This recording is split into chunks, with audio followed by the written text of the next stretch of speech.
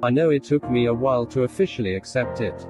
I could hardly write what was in my mind and all that was happening at the moment. My inside was disintegrating and my heart was breaking since that day. It was like I was losing my mind, but I kept a smile that made everyone to think I was at ease. Every time I thought of her, I fell into a war that not even she knew about. I was hating so much so that thinking of her became unbearable pain. Every time I heard or thought of her name, it was like demons arose from my inside.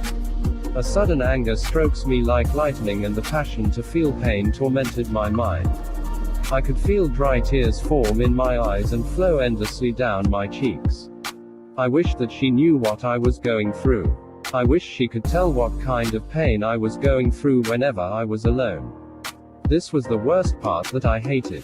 Being alone. The memories clinched into my mind, and thinking of her, it was like I was lamenting an endless wail. I am sure I was in anguish and agony. It was in that early morning, on Monday, when she sent a heartbreak message. It was so clear like crystal that she was not ready to be with me, but I saw the message as dark as my skin. I felt that I needed light to understand it, like you will need one to walk in a night when the sky is cloudy, so much so that I asked to meet her. I wanted to hear directly from her mouth. I wanted to see the sincerity of her decision from her heart. I knew meeting her would relinquish the clarity of her decision from her eyes. This became clear when we met later in the day outside the library. She was there waiting for me when I walked out of library. Walking towards her for an explanation of bad news was hard, but I had to force a smile and suppress my emotions that no one could read my face. It is at this point that I die alone. A heartbreak at very first time of my life and my relationship affairs. To others I keep it away like it is a deadly virus. Again, she repeated her words like she had written them with her personal reasons that I assumed to understand. What I know is that I cannot force love, and so I did not object. My mouth accepted the drift but failed to pull away with the heart.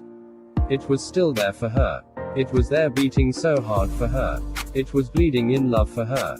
Unfortunately, it couldn't speak for itself. Instead, it gave the mouth a chance to do so.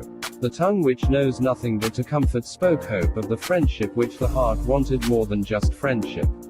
I always remember telling her to do what makes her happy, but from my inside I was certain that this is not what I wanted. I wanted her. I was so deep in her love, and losing her was painfully unbearable. My hope of staying with her started fading. I saw my justification of love as an illusion, like I had always deceived myself. This was not, however, the case. At the moment I felt like crying. I felt like crying so hard that Mama could sense and smell my cry. I wanted to scream and notify everyone that I needed to be comforted. However, my conscious mind rebelled against my emotions and took control.